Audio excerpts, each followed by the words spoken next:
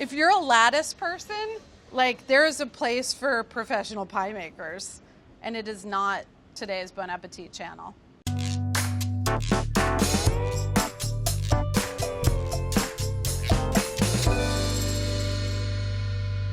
This video is about pie. I fully believe that even if you don't think you're a pie person, you can make pie dough. There's a lot of myths about dough.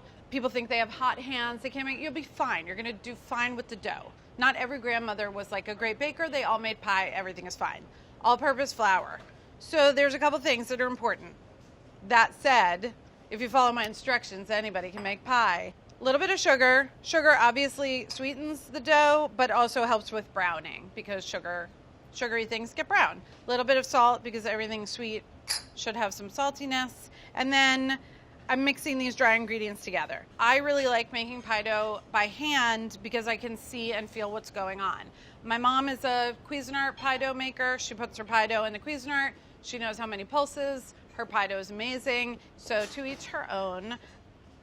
But if you've never made pie dough before, make it by hand, okay? The butter has to be cold. You want to keep it from melting. And I'm just using my fingertips to break them apart and smush them open, but I'm leaving them in pretty big pieces. So to get a dough that gives you both tenderness and flakiness, you kind of want a mix of sizes.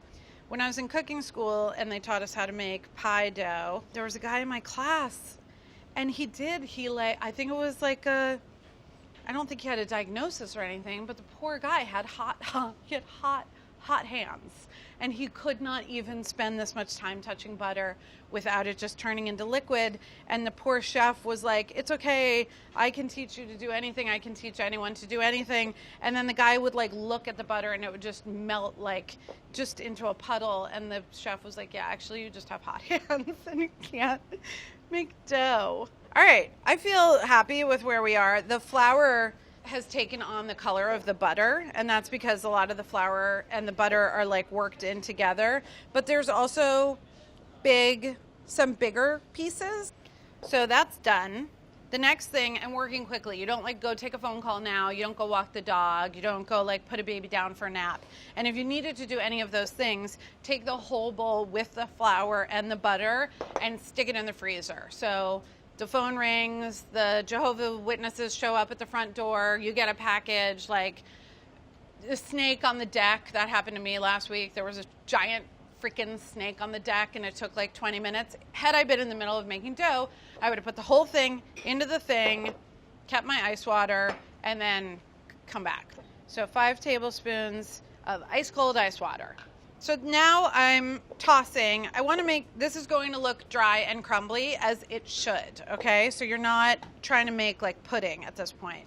And from there, you could keep going inside the bowl. I just find it a lot easier to do this on a surface. And again, I'm not kneading this like it's bread dough. I'm kind of just pushing it around enough to feel like it's come together. Because I'm making a double crusted pie, I'm going to take this and eyeball it and divide it in half.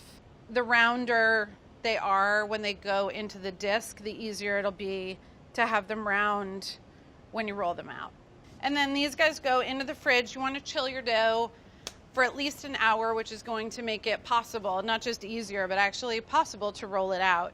And if you wanted to do it for longer than that, I would say refrigerate for 24 hours or pop these into a zip top freezer bag, pop them in the freezer, and they're good for a couple months. So, you know, think ahead. Plan ahead, people. Couple things that always happen to me that are common pitfalls for rolling out of dough. One is that the edges of the dough crack as you start to roll them out, and then you get these like, you know, big crevices and crevasses and fissures, and it just looks like shit, you know? You're like, shit, my dough is cracked. You're gonna bleep that out, right? The other thing that can go wrong is sticking to the surface, sticking to the rolling pin. Flour is your friend. Don't be afraid to add extra flour. You can always brush the excess off. Saffets, Claire Saffitz. No one's here. They all went to a chocolate tasting. Saffitz taught me a trick, which is kind of pressing around the edge so that anything that's cracked from the get-go, you're kind of like just telling it to get to know your neighbor and stick together and don't like get all cracked up from the beginning.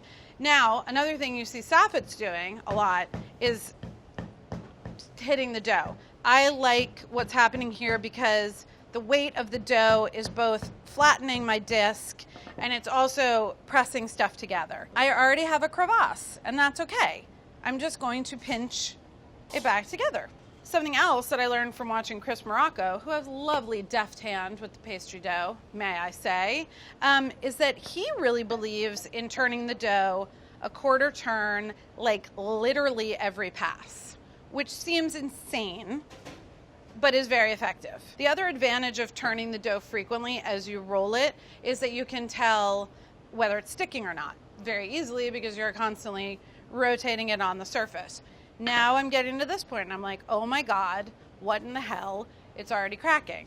And just pinch it back together. It wants to be together, and the reason that it's doing that a little bit on the edge is because it's just a little bit drier out there because they were out on the edge. They didn't have the benefit of being tucked on the inside where they were protected.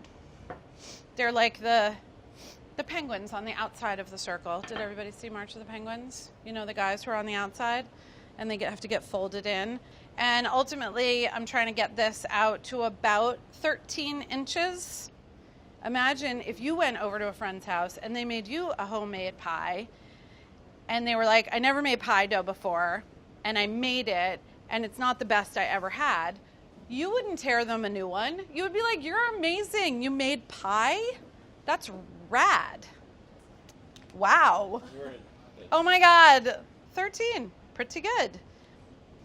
So starting from one end and being delicate, because where it's most likely to tear is right around the edges, is just kind of gently encouraging it to come onto the rolling pin, okay? And then instead of bringing the dough over to the parchment, I'm going to bring the parchment to the dough. This has to chill a little bit longer just because it got warmed up again, and if we were to go to put it in the pie plate now, it would get kind of loosey-goosey. So you put this away and you make your blueberries. Here you go, Tommy. Thank you.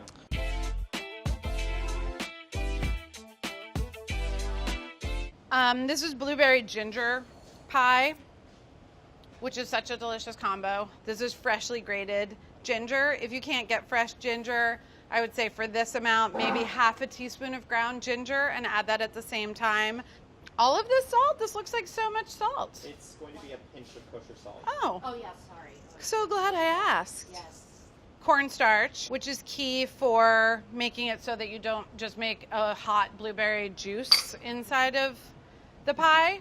And then a tablespoon of zest, which I'm just going to eyeball. That's going to be about, it's going to be at least this whole lime. Now, I love this part, rubbing the sugar, the cornstarch, the lime zest, and the ginger together and really getting in there to use the abrasiveness of the sugar to coax out the essential oils that are sitting in that lime peel. And the sugar is going to start to get moist because, again, that word, it is the worst word.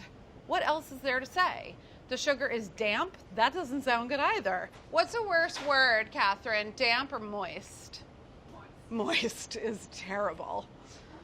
Also, if you grow up in a humid climate, like damp isn't good either. I'm not even going to say swamp ass, but I did. Okay, tossing, approximately 1/4 cup of lime juice, and then toss.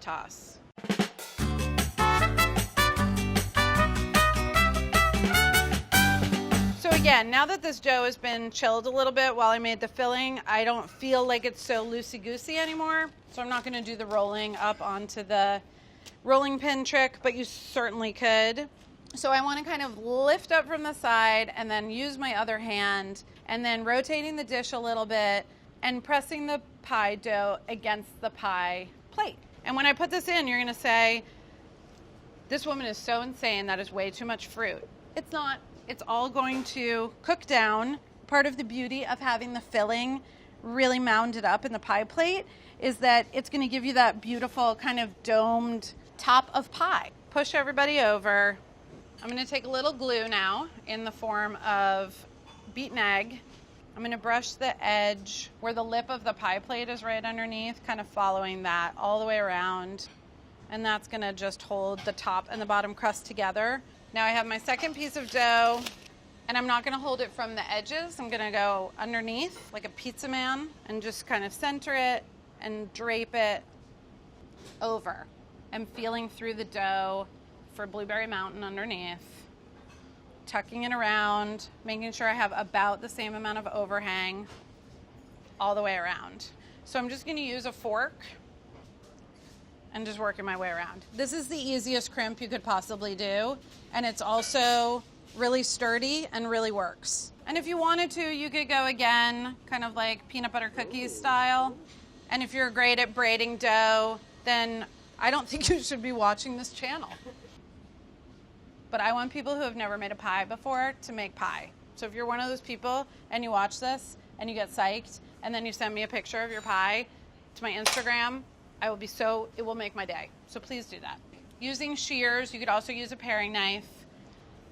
Crimps are crimped, edges are trimmed, and I'm going to take the same egg wash, just enough to make it glossy. I'm going to cut a few steam holes.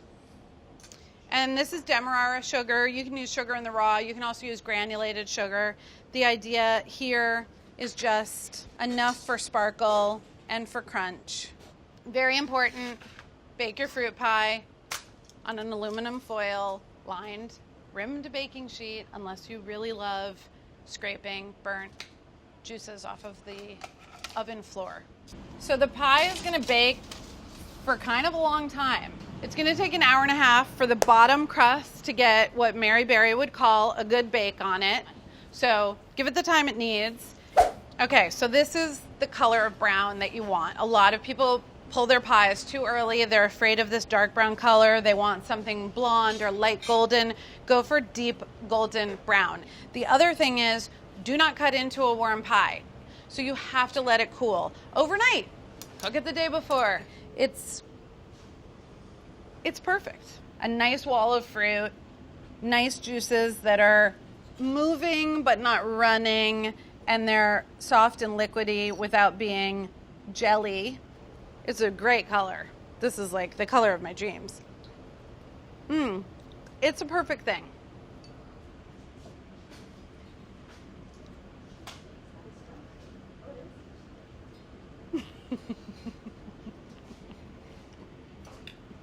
Where'd everybody go?